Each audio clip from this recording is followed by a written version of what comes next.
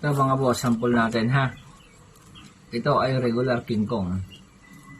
Basta simula nga sa petsang ito, tandaan nyo ha. Ngayon February 10, 2024. Kung ano po ipakita ko, yun din po ang benta ko ha mga boss ha. Siguro naman kung may mga content diferensya na sa timbang natin ayos lang kasi hindi naman talaga mape-perfect.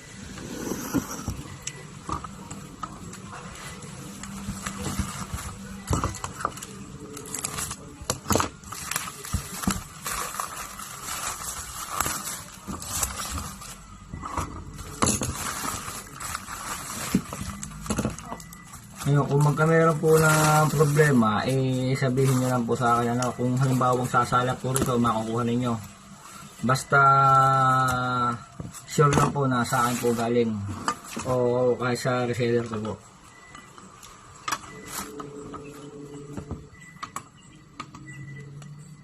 Para malinaw po lahat ng items natin.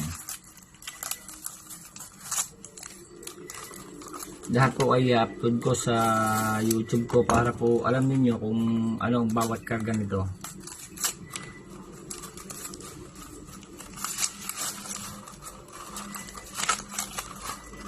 Pagka iba po na papunta sa inyo, hindi ibig sabihin po pang content lang are.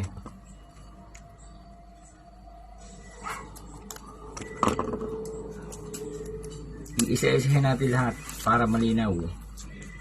Ito po ay King Kong regular.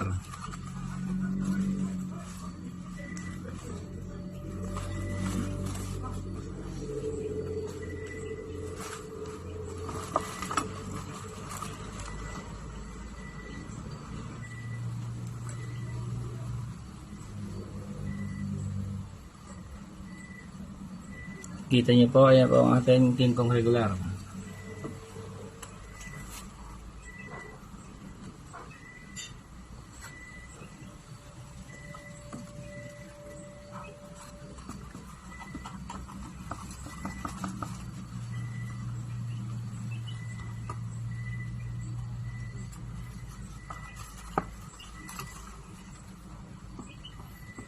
Gaya nga po nang nasabi ko kanina sa may day ko, ang King Kong po ay 17.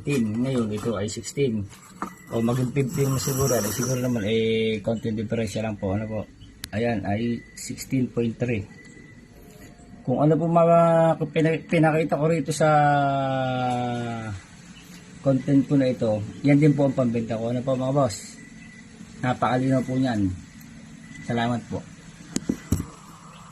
Sasabihin ko na rin po pala ang price nito. Ang price ko po nito sa ngayon po bundle po talaga ako, magbenta po ako nito. Ano po? Ang dalawang rim ko po nito 3.3. Sa dami lang po talaga ako na bawi boss, kasi kung per cube talagang talo pagka ibibigay ko po ng ganun yung presyo kung i-divide ko po. Ano po? Ilan po, salamat.